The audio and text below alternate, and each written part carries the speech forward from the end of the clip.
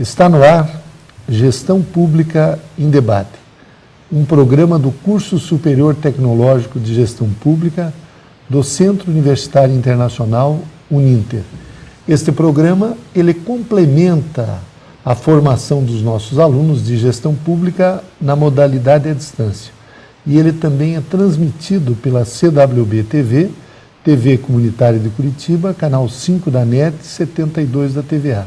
E ele tem o apoio do Instituto Wilson Pickler. No programa de hoje, nós vamos debater os convênios administrativos. E para isso nós convidamos o professor Luciano Reis, ele que é mestre em Direito.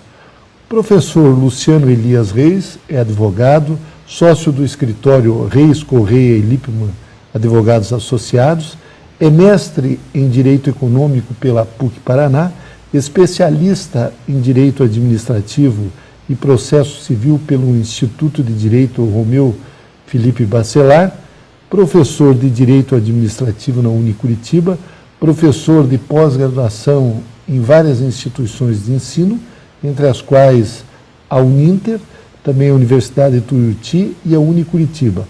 Ele é presidente da Comissão de Gestão Pública e Controle da Administração da OAB Paraná. Professor Luciano, eu quero agradecer a sua presença em Gestão Pública em Debate.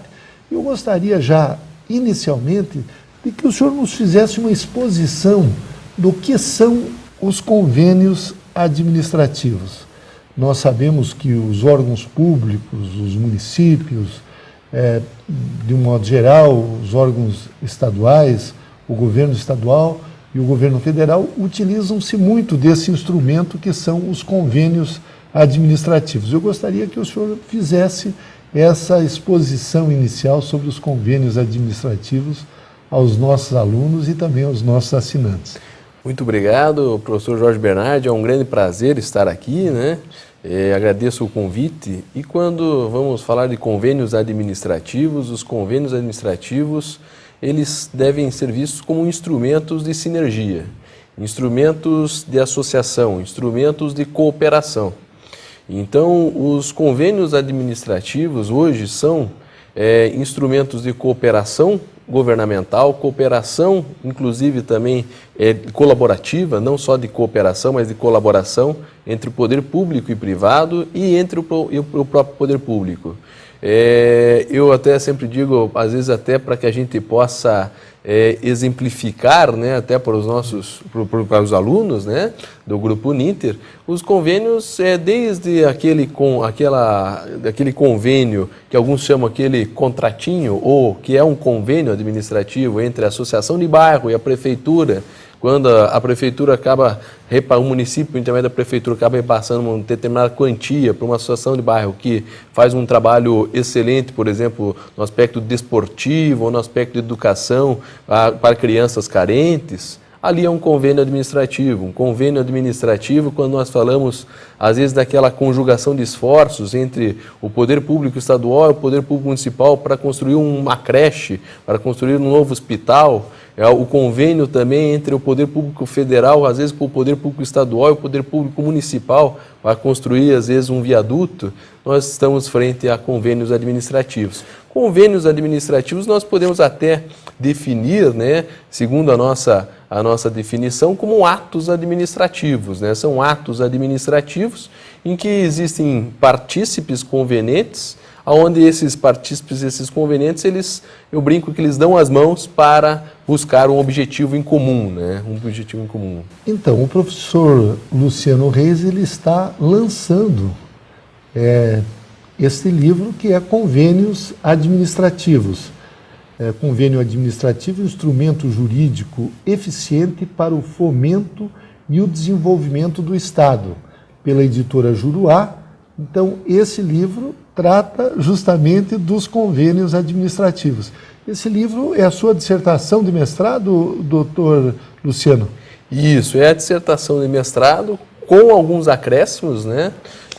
Nós fizemos, depois da dissertação de mestrado, ela foi defendida em 2011, Aí, depois nós tivemos alguns escândalos envolvendo convênios administrativos, gerou toda uma nova normatização, vários decretos, algumas novas normas sobre convênios, daí precisei alterar, precisei então fazer aí uma releitura. Aí, além disso, agreguei alguns capítulos, né? Alguns capítulos que eu não tinha tratado na dissertação, mas que julgava como essenciais, como o capítulo do próprio controle dos convênios e também já pensando no terceiro setor e a nova organização do terceiro setor pelo projeto de nova organização administrativa que foi encomendado pelo Ministério do Planejamento para verificar a questão do nosso Decreto-Lei 200. Aliás, eu gostaria que o senhor até nos expusesse, nos mostrasse como é que são feitos os controles dos convênios administrativos. Evidentemente que os órgãos devem ter os seus controles internos, os órgãos da administração pública, mas também tem o controle externo dos tribunais de contas, é isso mesmo? Sim, professor Jorge Bernardi. O controle externo, pode ser feito pelo Tribunal de Contas, né? Pelos tribunais de contas, é uma das formas de controle externo e que funciona muito bem. Ainda que a gente sempre escute falar, às vezes não muito bem sobre convênios administrativos, porque sempre estamos ouvindo na parte de jornais, revistas, envolvendo escândalos nesses convênios, com as ONGs e assim por diante. Mas o que acontece? Não me parece que o convênio seja ruim. O convênio é bom, o problema é a fiscalização. Essa fiscalização que precisa ser muito bem feita. A fiscalização envolvendo o próprio controle interno da administração pública. Hoje nós temos visto isso nas prefeituras com as controladorias, né? Com as controladorias, vários tribunais de contas exigindo as controladorias. E claro, aí tem aquela questão, não basta só ter a controladoria. Não basta ter a controladoria faz de contas, mas tem que ter uma efetiva controladoria, onde efetivamente possa buscar e analisar a questão dos convênios. Além disso, os tribunais de contas. O Tribunal de Contas assume um papel muito importante, porque quando envolve um convênio, porque o convênio pode ser entre entidades ou órgãos públicos ou algum público com um privado, né? E sempre que envolve, então, o manejo de recurso público, o Tribunal de Contas acaba sendo responsável para o julgamento das contas no que se refere às transferências voluntárias, que é uma das espécies de convênios administrativos. Professor Luciano Reis, quando, por exemplo, uma associação, uma ONG, ela faz um determinado convênio com a administração pública, vamos imaginar, para a manutenção de uma creche. Essa entidade, para ela fazer esse convênio, ela precisa ser uma entidade de utilidade pública, se for no caso municipal, ou qualquer organização da sociedade civil que não tenha, podemos assim dizer, finalidade lucrativa, ela pode fazer esses convênios com o poder público? A pergunta é muito importante. E a pergunta é extremamente crucial, professor Jorge Bernardi, em razão de uma certa incerteza que nós temos sobre os convênios. Sim. Os convênios, em razão do pouco tratamento normativo que existe sobre o convênio, há uma discussão de quem é a competência para legislar sobre os convênios. Se o município pode legislar, o Estado pode legislar, a União pode legislar, e o pior, hoje em dia, há muito tratamento normativo por intermédio da Lei de Diretrizes Orçamentárias, quanto ao repasse de dinheiro. E esse tratamento na LDO gera uma incerteza, porque nós não sabemos se no ano que vem será dado o mesmo tratamento ou não. Isso já gera uma certa incerteza. E fora isso, por isso que, fora esse aspecto, né, nós defendemos a necessidade de existir um marco normativo para os convênios, no mínimo para uma segurança do ponto de vista dos convênios no Brasil. Porque, do contrário, alguns convênios há necessidade de você ter associação declarada de utilidade pública para daí receber convênio quando se envolve, por exemplo, uma transferência voluntária estadual.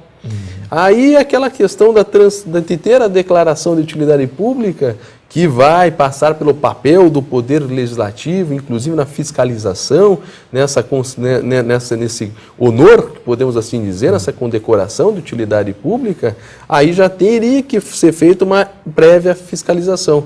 Porque hoje, boa parte dos pedidos de utilidade pública são justamente para quê? Para ser a celebração de convênios. O senhor falou de que há poucas leis, há pouca normatização dos convênios administrativos, mas eu quero também salientar de que há pouca doutrina. O seu livro já é um livro que pode ser utilizado pelas pessoas que dirigem ONGs e outras instituições, como, por exemplo, as OCIPs, que são organizações da sociedade civil de interesse público, né? E também as organizações sociais. Eu até gostaria de que o senhor fizesse uma exposição. O senhor falou há pouco de que houveram alguns problemas. Eu lembro daquela questão relacionada aos sanguessugas que envolveram a compra de ambulâncias por prefeituras e que envolvia uma certa corrupção com deputados. Depois nós tivemos recentemente um outro problema relacionado a convênios com o Ministério do Turismo. O senhor explicasse como é que ocorreram essas fraudes, essa situação e o que mudou na legislação a partir de então? Aí nós tivemos várias mudanças a partir desses escândalos. E novamente eu faço questão de ressaltar. O convênio não é ruim, o convênio é bom, o problema é a fiscalização dos convênios. Porque muitos, a partir desses escândalos, professor, começam a falar, olha, o convênio não presta, olha, o convênio não se deve fazer, mas o convênio é indispensável para o dia a dia da administração pública. Nós não temos não conseguimos ter uma prefeitura, por exemplo, um município, por intermédio de suas prefeituras, que tenha durante um ano sem a celebração de um convênio. É uma missão impossível. Um termo de cooperação técnica entre duas administrações é um convênio administrativo também. Então, ele é indispensável. O grande problema é a questão nos contratos de repasse, que são convênios administrativos, e nós destacamos até destaco aqui no livro, convênio em sentido amplo, em sentido gênero, do qual nós temos várias espécies, como os termos de parcerias, com as organizações da sociedade civil de interesse público, um contrato de gestão com a organização social, no meu ponto de vista, é convênio administrativo. O contrato de repasse, o mais comum, que é o que envolve transferência voluntária, é um convênio administrativo, mas o termo de cooperação técnica, termo de cooperação financeira, também é convênio administrativo. Então, quando nós falamos geralmente dos contratos de repasse, eles envolvem valores significativos. Valores significativos, claro que pensando numa conjuntura de uma prefeitura é um valor significativo, pensando no Estado é um valor significativo, pensando na União é outro valor significativo, mas envolvem valores públicos razoáveis. E quando envolvem esses valores públicos razoáveis, nós precisamos ter um efetivo controle sobre a execução, porque se tem simplesmente a formalização do convênio, depois se busca uma prestação de contas meramente declaratória, muitas vezes, que é a análise documental, e não se efetiva, não se fiscaliza efetivamente se foi cumprida aquela meta que era prevista num plano de trabalho de um convênio, se efetivamente aquele convênio produziu um resultado à sociedade, como foi gasto, e aí aonde moram os escândalos. Sim. No gasto desse dinheiro público. No gasto desse dinheiro público que tivemos a Operação Sanguessuga, tivemos essa questão do Ministério do Turismo. E daí o que aconteceu? Nós tivemos importantes consequências, importantes frutos desses escândalos. Também não podemos... e quais são eles? Hoje nós temos uma abertura, uma maior publicidade ainda para aferir quem será conveniado. Então, nós temos regras mais rígidas para evitar convênios com associações que sejam de parlamentares ou que tenham um envolvimento com parlamentares ou ainda com agentes públicos em geral, podemos assim dizer, agentes do Poder Executivo. Funcionários. Com funcionários públicos, né? Então, hoje a legislação ela é mais rígida, mais estreita, da mesma forma como escolher essa associação. Como escolher quem será o partícipe, quem será o conveniente? Porque antes nós tínhamos o quê? Era a ideia, convênio não é contrato administrativo. Se não é contrato, não precisa de licitação. Se não precisa de licitação, a escolha é feita de forma arbitrária. Só que, peraí, a arbitrariedade não pode estar em consonância com o regime jurídico administrativo, com as normas que a administração pública, com as boas normas que a administração pública precisa nortear a sua relação, né, a sua atuação. Então, hoje não há mais essa possibilidade de uma escolha arbitrária com relação a quem será o conveniente. Nós temos o quê? Temos a necessidade de publicar. Olhe, o tal governo pretende fazer um convênio, então tem que publicar. Vai ter hoje, passa tudo isso pela internet, para daí analisar todos os possíveis interessados poderão então se candidatar para formalizar esse convênio. Isso seria quase como um processo de licitação? Isso seria quase como um processo de licitação, porque a ideia é a mesma. A ideia é preservar a isonomia, preservar a igualdade entre os possíveis interessados, a fim de evitar uma deturpação da coisa pública.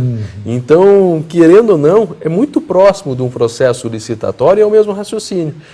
Justamente para quê? Para que não haja qualquer impessoalidade ou afronta a igualdade entre os possíveis interessados.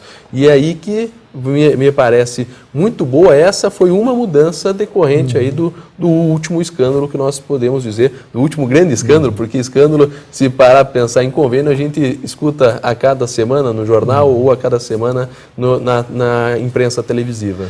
A nível federal, doutor Luciano Reis, nós temos o portal do Sincov, que trata da transparência dos recursos públicos e também dos convênios. Eu gostaria que o senhor explicasse como funciona esse portal e como é que as pessoas podem ter acesso a esses convênios, as entidades, de um modo geral, que normalmente estão publicados lá.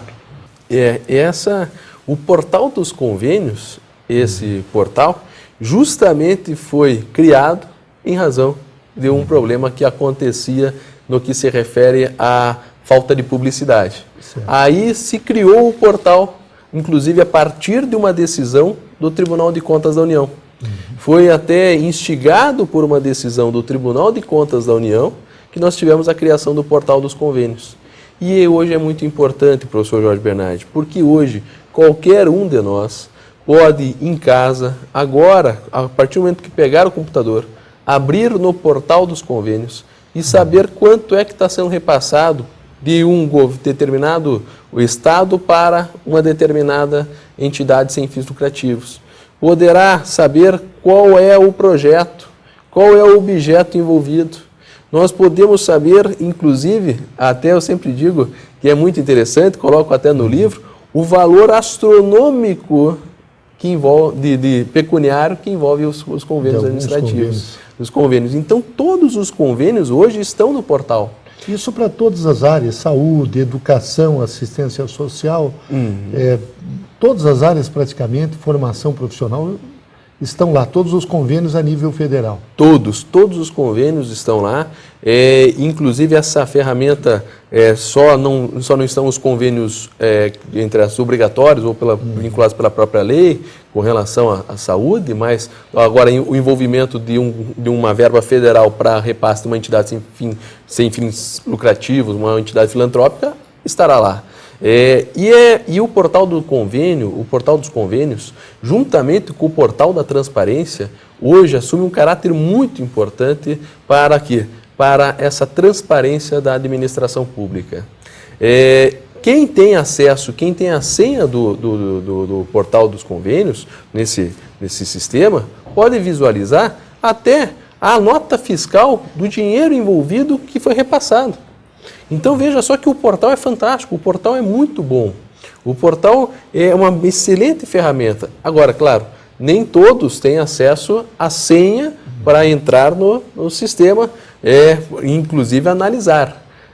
Mas mesmo não tendo a senha, você pode acessar pela internet e saber do convênio, saber para que, quanto é, quem assinou, quando assinou, até quando vai. Você não vai ter acesso aos documentos. mas os documentos hoje, pela lei de acesso à informação, que nem precisaria também, né? Já pelo nosso princípio da publicidade da nossa prevista pela Constituição, já seria possível, se tem alguma dúvida ou se gostaria de algum documento a mais, inclusive solicitar junto à Prefeitura, junto ao governo, junto ao Ministério, a cópia, a fotocópia de algum convênio administrativo que seja de seu interesse. Doutor Luciano Reis, nós acompanhamos pelos meios de comunicação as emendas parlamentares. Inclusive, agora recentemente, na Câmara Federal, foi aprovado, pelo menos pela Câmara, ainda vai ter que passar pelo Senado, o orçamento impositivo em relação à liberação das verbas dessas emendas dos parlamentares. Está em torno de 15 milhões por parlamentar. Normalmente, essas emendas, elas são objetos de um convênio. Seria isso mesmo? Isso mesmo. Essas emendas, a partir do momento que há esse destacamento do orçamento, então haverá a necessidade de celebração de um convênio para que se possa o município, vamos sempre pensar no microcosmo, né, numa prefeitura, para que a prefeitura possa utilizar essa emenda parlamentar. É claro que isso não passa de uma tarefa normal de fiscalização do próprio parlamentar, em que pese a gente saiba que às vezes fica no jornal fulano conseguiu a liberação, como se fosse algo pessoal, né? O que acabaria infringindo até a publicidade. São recursos públicos, evidentemente, que vêm do orçamento e normalmente os parlamentares eles colocam lá para a construção de uma ponte, de uma creche, ampliação de um hospital. Essa é a natureza, digamos assim, desses convênios, mas a verba, nesse caso, é federal, né? A verba é federal, a verba é pública, e a partir desse destacamento, né, é que então há necessidade de celebrar um convênio, e aí é muito importante, porque aí já toca um outro assunto, né, professor Jorge, que até o professor comentou de poucas obras, né, poucas obras envolvendo o tema de convênios. Eu brinco que o convênio ele é um primo feinho do contrato administrativo. Sobre o contrato administrativo existem várias excelentes obras e você vai numa livraria, você tem várias opções, né? Já sobre convênio administrativo são opções mais restritas. E é por isso que nós tive essa ideia até no momento de achar essa problemática no momento em que fiz a minha dissertação do mestrado, e a ideia é justamente que a obra possa ser útil, né, ter essa serventia para para a nossa administração pública, para as entidades sem fins lucrativos. E aí eu já emendo um detalhe, porque muitos desses convênios administrativos que são a partir de emendas, acabam não se concretizando. Por quê? Por falha no convênio administrativo. Ou porque o governo não liberou os recursos também, ou por problemas no próprio convênio. Problemas no próprio convênio. Às vezes pode ser de não liberação de recursos, mas a grande maioria é em razão do projeto. O projeto formulado pela administração, às vezes pela própria administração pública, é um projeto que acaba não passando pelo governo federal, no aspecto não sendo aprovado, porque falta algum critério essencial, porque não é simplesmente o fato de o parlamentar ter destacado um determinado valor que já está tudo certo. É a necessidade de todo um procedimento, documentação, um plano de trabalho. E o plano de trabalho hoje no convênio administrativo é um assunto e é um documento que o pessoal acaba trabalhando muito por cima, de forma muito superficial. E o plano de trabalho é onde vai falar o que é, para que serve, como será feito, quando tem que encerrar ou quais são os resultados. Então, no plano de trabalho, o plano de trabalho conterá todas as informações essenciais. Então, a falta de inserção dos dados essenciais, de colocar as informações corretas, gera o quê? A impossibilidade do convênio ser celebrado. Então, o convênio acaba tendo o projeto não sendo recebido ou ainda não sendo aceito. O senhor levantou uma questão que foi o marco regulatório do terceiro setor. ou seja, esse que envolve as entidades sem fins lucrativos. Eu gostaria que o senhor expusesse quais são alguns dos pontos deste novo marco regulatório do terceiro setor e da importância dele para voltar o terceiro setor a ter credibilidade perante a opinião pública em face desses escândalos que nós acompanhamos nos últimos tempos aí através dos meios de comunicação. Uhum. O terceiro setor está muito ligado com o convênio administrativo. Muitas entidades do terceiro setor acabam recebendo dinheiro público por intermédio dos convênios. E o terceiro setor, ele, da mesma forma como o convênio administrativo, me parece essencial. Agora, o grande problema não é o terceiro setor, é a falta de fiscalização sobre o terceiro setor. O terceiro setor, com esse marco normativo previsto, até por esse anteprojeto de nova organização administrativa para substituir o Decreto-Lei 200 de 1967, que é hoje o decreto que disciplina a organização administrativa no âmbito da administração pública federal, administração direta, administração indireta, e traz toda essa divisão. Esse novo anteprojeto, foi muito significativo para quê? Para gerar uma segurança ao terceiro setor. Só que é anteprojeto, o anteprojeto está em discussão e tem, dentre elas, uma maior certeza de como essa questão da utilidade pública, se precisa ou não precisa, como serão os dirigentes do terceiro setor, a remuneração, como o terceiro setor deve se relacionar com o poder público. Então, são alguns dos temas que estão nesse anteprojeto e que também o terceiro setor demanda esta segurança jurídica. Essa segurança jurídica, inclusive, não só para o próprio terceiro setor, como para todos, para toda a sociedade, envolvendo o Estado. Né? Lembrando, né, que o terceiro setor é composto por aquelas entidades sem fins lucrativos que têm uma utilidade pública ou um interesse público, né? Alguns colocam como interesse ou utilidade pública envolvida, mas não buscam o lucro, né? Não buscam o lucro. Só que a gente vira e mexe, escuta ou vê, né? Infelizmente na imprensa, que ela não busca o lucro, mas acaba às vezes servindo de fachada a intermediação para transformar o público em privado.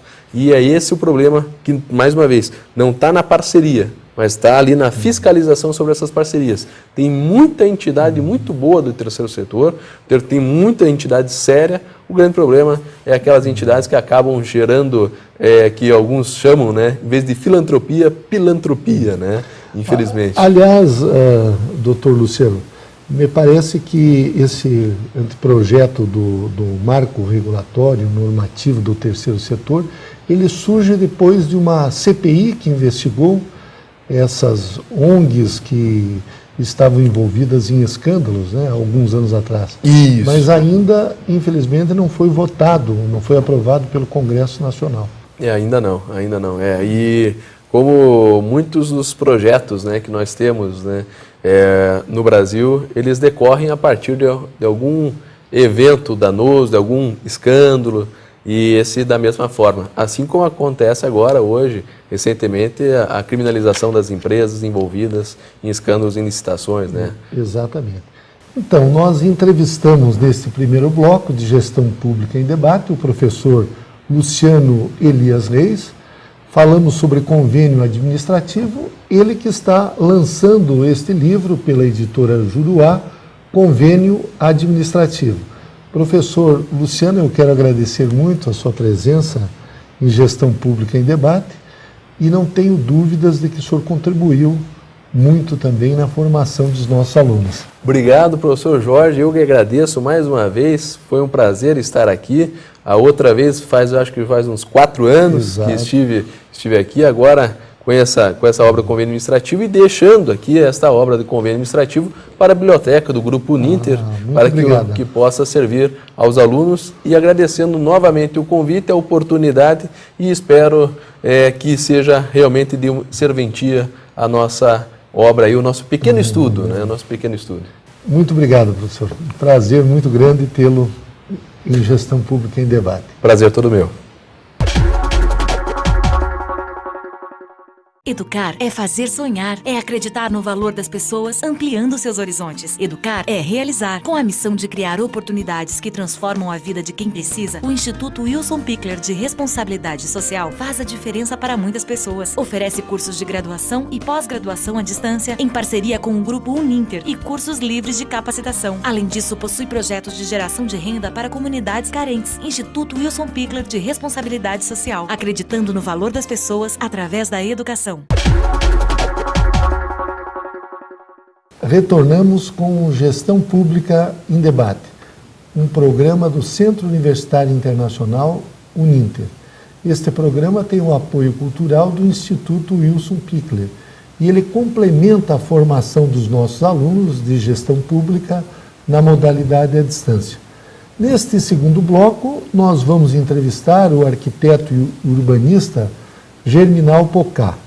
Germinal Pocá é formado pela Universidade de Bordeaux, é francês de origem, reside há mais de 40 anos no Brasil.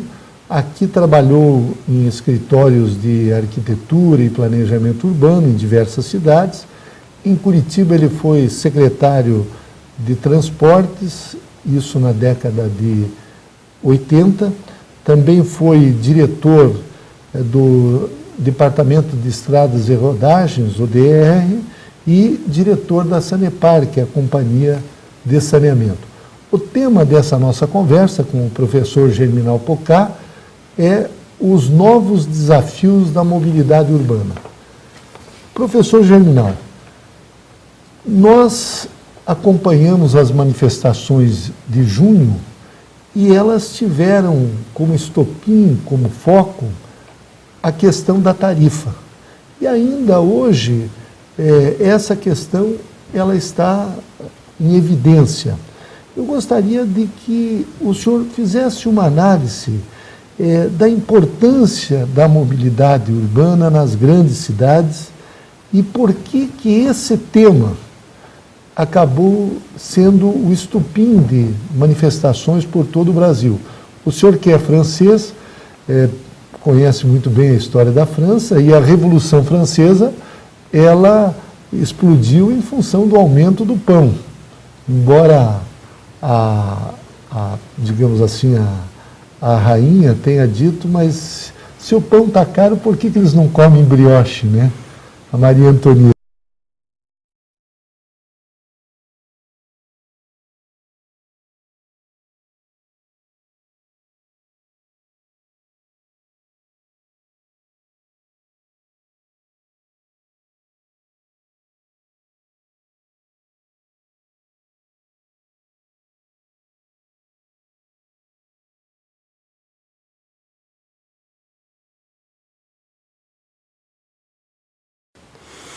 Na realidade, o que se verifica é que tivemos um período de estagnação de ideias a respeito de mobilidade e tivemos um período até muito interessante, o próprio Brasil, onde que os jovens foram buscar compreensões e conhecimento do mundo lá fora. Nunca se viajou tanto no país, e fez com que voltassem e percebessem que tinha coisas que tinham parado, não é? Eu mesmo pude participar em outras décadas de alguns avanços que foram dados, mas no caso mesmo de Curitiba, que já foi tido como um modelo, há 20 anos parou de evoluir, a não ser aqui ou ali com alguma introdução de modelo de novas tecnologias, né? Tecnologias de informações só, não é? No plano teórico, o processo de urbanização no Brasil se acelerou tremendamente nas últimas décadas e fez com que no enriquecimento, ou menos no aumento de renda da população, automaticamente ela buscou as suas satisfações de forma individual, na medida em que o poder público não não lhe dava as condições de prover reais sistemas de mobilidade. Então, o que você tem é um fenômeno de uma reação juvenil, a força da mudança, diria até biológica da sociedade, se dá pela juventude, não é? Que é um confronto constante, como nós tivemos em 68, como foi colocado, não é? E que, à luz da compreensão que havia um certo imobilismo, passou a reivindicar o que ela viu lá fora, que está bastante universalizado, sobretudo na Europa, do qual eu sou proveniente. Que comparação o senhor faz na época, em 68, quando os estudantes saíram às ruas, em Paris, nas grandes cidades francesas, e isso se alastrou por toda a Europa, e as influências daquele movimento chegaram até aqui, o continente americano? Tem algum elo de ligação entre aqueles movimentos dos estudantes 68 lá e aqui, que ocorreram em 2013? Há um paralelo, sim, porque a juventude quer cada vez mais, e na falência dos processos de representações democráticos, ela percebe que ela tende a forçar passagem, não é? Porque nós estamos vendo, mesmo no cenário internacional, os políticos estão aquém dos desejos da população, que percebe que é possível avançar mais rápido e num passo mais firme, no lugar de verificar que pedem paciência a todo mundo. E a juventude não tem paciência, efetivamente, e é bom que seja assim, inclusive, né? Então, agora, professor Germinal, o que fazer para melhorar a mobilidade urbana nas grandes cidades? Principalmente o transporte público, o transporte coletivo público, já que nós temos a deterioração dos deslocamentos através dos congestionamentos da grande quantidade de automóveis que hoje temos nas grandes cidades. Esse modelo atual, ele está falido, esse modelo dos ônibus, da forma como é utilizado, ou ainda ele pode ser aperfeiçoado e pode ser a solução para esse problema? Mesmo quando a pergunta que você me faz é extremamente complexa, vou mesmo assim tentar simplificar, não é? O organismo urbano exige, como todos os células de qualquer corpo, no nosso caso, que se leva oxigênio, não é? A mobilidade se assemelha dentro da cidade a esse tipo de condição. Senão, tem células que possam morrer e, obviamente, no caso, estamos sofrendo de processo de esclerose aguda, não é? Até porque cada célula, cada cidadão está procurando a sua alternativa própria. E se verifica com o automóvel que uma das mudanças que não tem um século, inclusive na vida urbana, foi a população de automóvel, acredito que tenha crescido mais do que a população de pessoas, na mesma proporção. Hoje já temos quase mais eleitores, mais automóveis do que eleitores, pelo menos em Curitiba, né? E sendo extremamente oneroso, não é?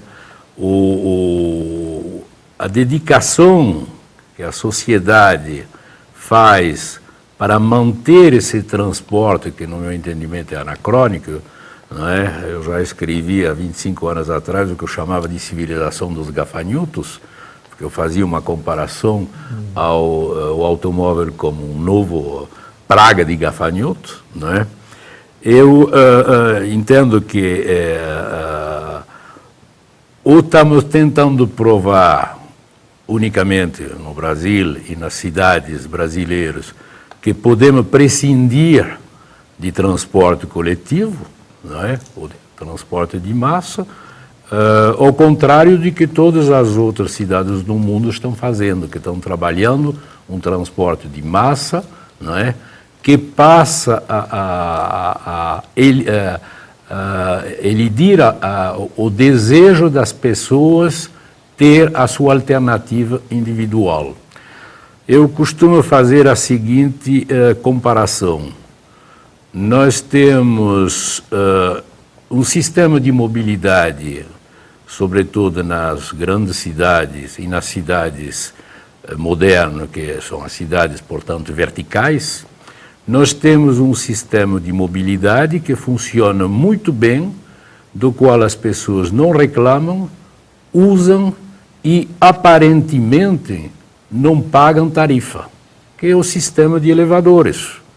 O sistema de circulação vertical que permitiu às cidades ter, portanto, ganhar o seu espaço para cima e, às vezes, liberando certos espaços para outras atividades, não teriam surgido se tivesse, por exemplo, um cobrador em cada elevador. Não é? Então, existem caminhos de reflexão no abordar transporte de massa, e existe todo um conjunto de tecnologias que, de preferência, tem de ser usado com certa racionalidade. Em cada um dos casos, em cada um das urbanizações ou das conurbações que ocorrem nas regiões metropolitanas do país, sobretudo. O senhor, como é que o senhor vê essa proposta da tarifa zero, do passe livre, ou seja, chegaremos um dia a que o transporte, a mobilidade, ela seja um direito social, como é, por exemplo, o direito à saúde, o direito à educação, e que ele venha a ser gratuito e universal, ou isso é uma utopia? A princípio mesmo, essas reivindicações, retomando a introdução feita, essas reivindicações buscam o aproveitamento, sobretudo, de um sistema de mobilidade que tenha talvez um teto de contribuição. Isso não quer dizer que esse teto de contribuição possa ser discutido, podendo chegar inclusive a zero. O que você constata nos sistemas de mobilidade do país, que ele não atende na velocidade de deslocamento e nas necessidades de deslocamento, e ele é extremamente oneroso.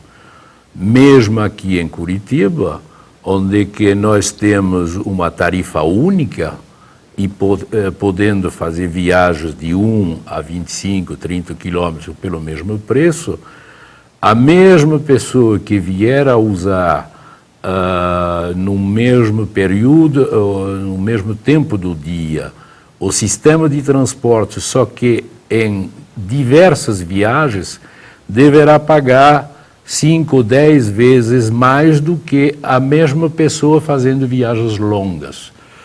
Isso prejudica a abordagem que as pessoas têm do custo tarifário. Hoje, as tarifas mesmo no país estão mais ou menos no preço de 1 litro de gasolina.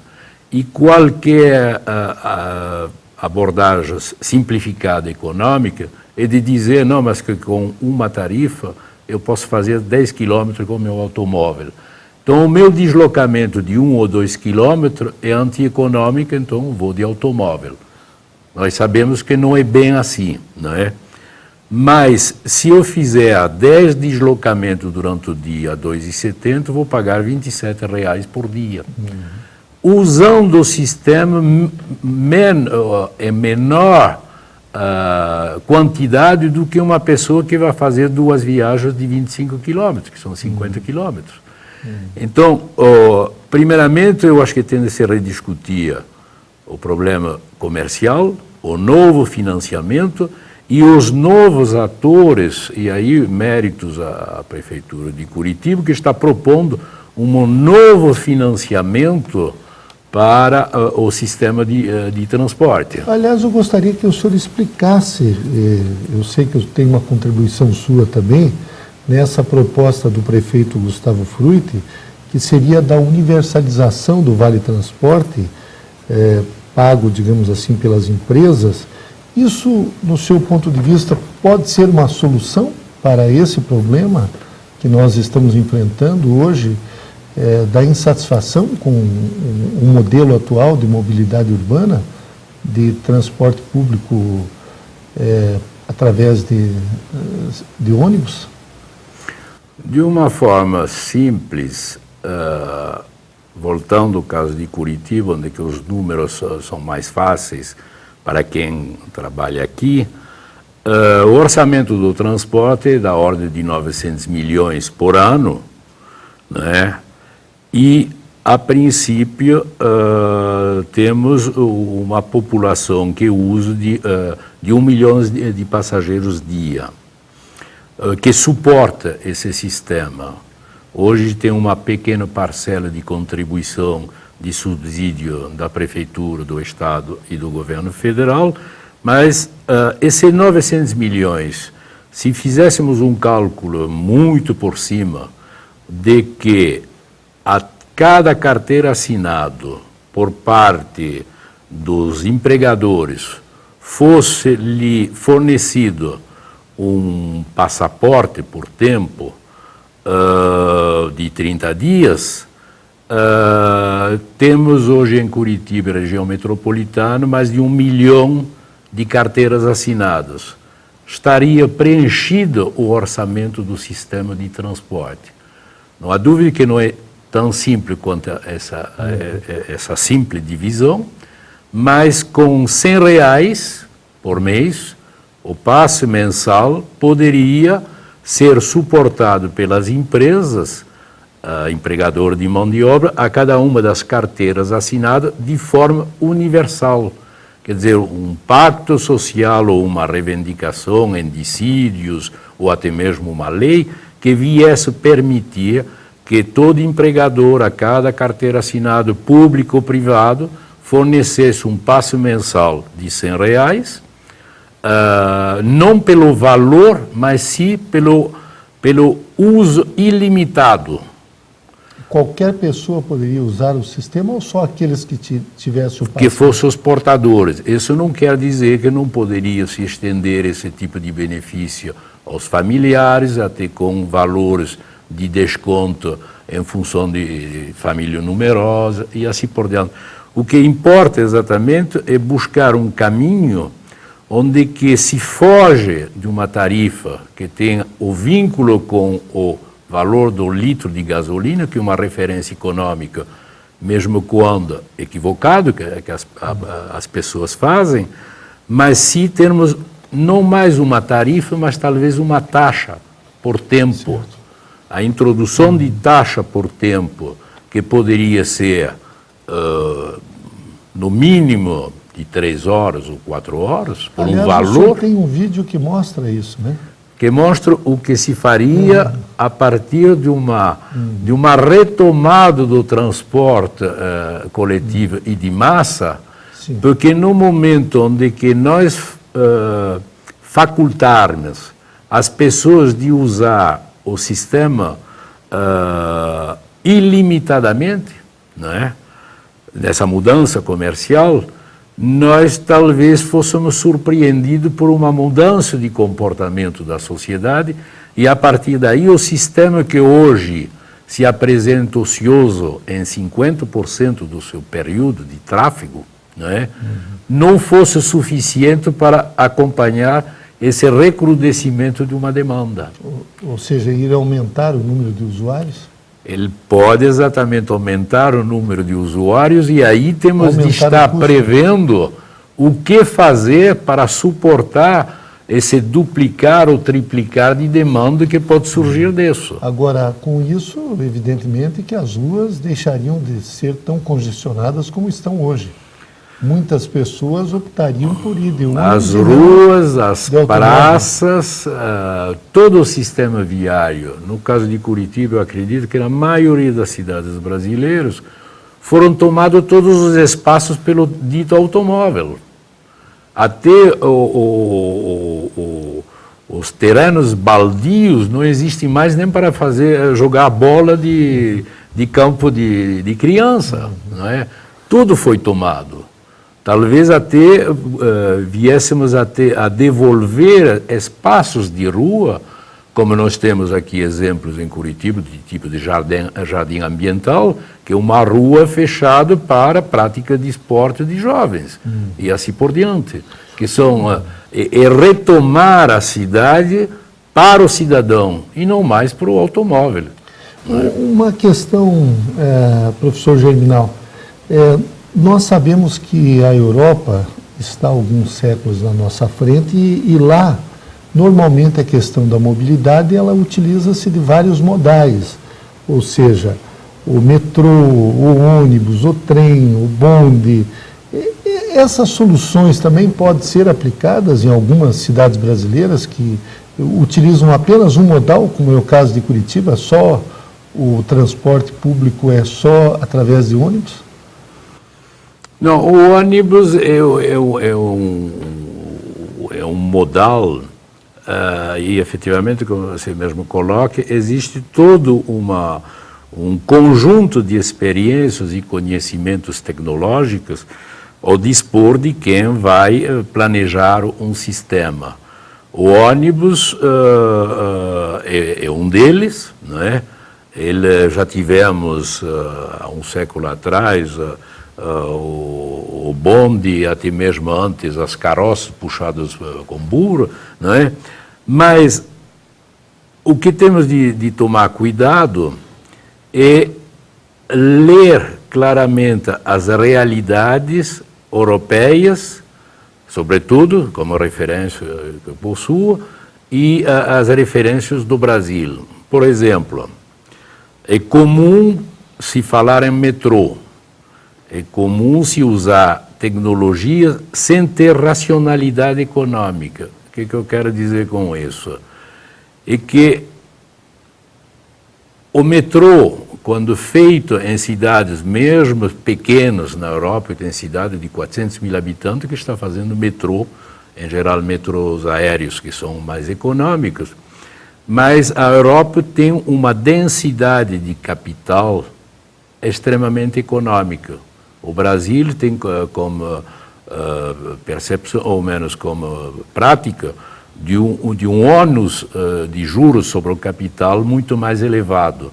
Razão a mais para termos um uso mais racional dessa densidade de capital para realizar o que é preciso realizar para nós, dentro da nossa realidade.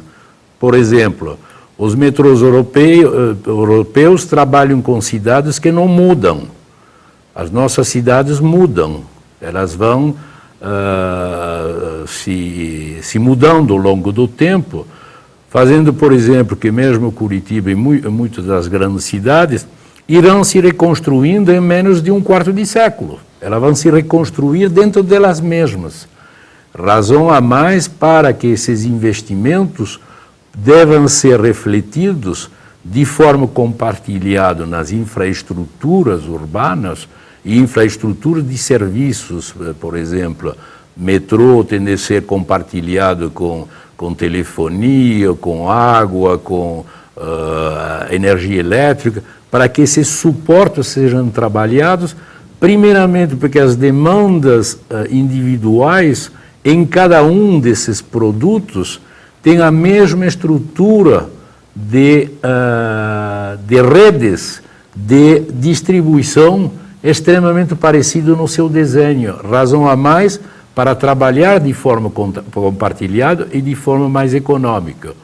Estava dizendo, o metrô europeu trabalha com uma cidade estática e ele tende a atender a esta realidade. A distância entre estações diz respeito àquela realidade econômica. No caso dos países como o Brasil, onde que vai fazer investimentos de capital, ele não pode ser a substituição pura e simples do ônibus pelo metrô ou pelo tipo expresso que nós usamos.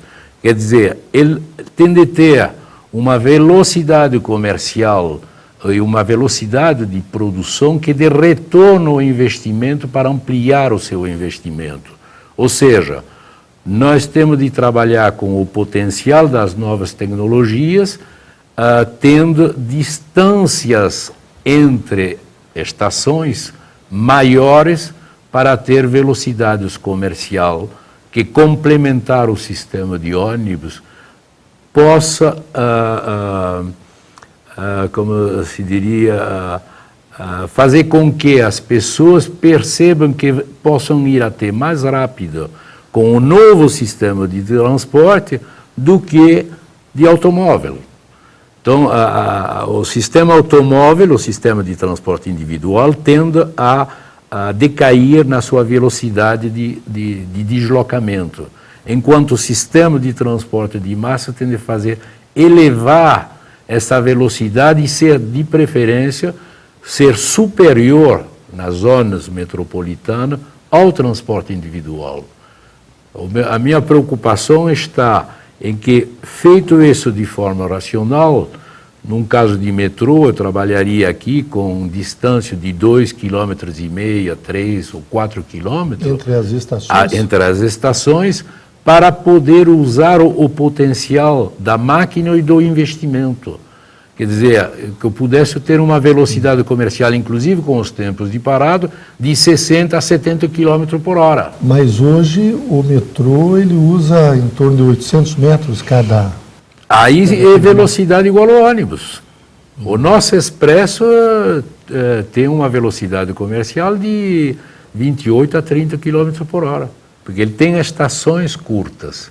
Nós temos de ter artérias de deslocamento no território urbano conurbado, de tal maneira que possamos fazer parte dos nossos deslocamentos a alta velocidade. Aí sim o uso de capital intensivo se justifica. E, inclusive, a velocidade produzindo mais transporte, ela se torna mais econômica para todos. Então, nós entrevistamos nesse segundo bloco de Gestão Pública em Debate o arquiteto e urbanista Germinal Pocá, e o tema foi os novos desafios da mobilidade urbana. Professor Germinal, eu quero agradecer muito a sua presença neste programa e não tenho dúvidas de que o senhor contribuiu na formação dos nossos alunos. Muito obrigado.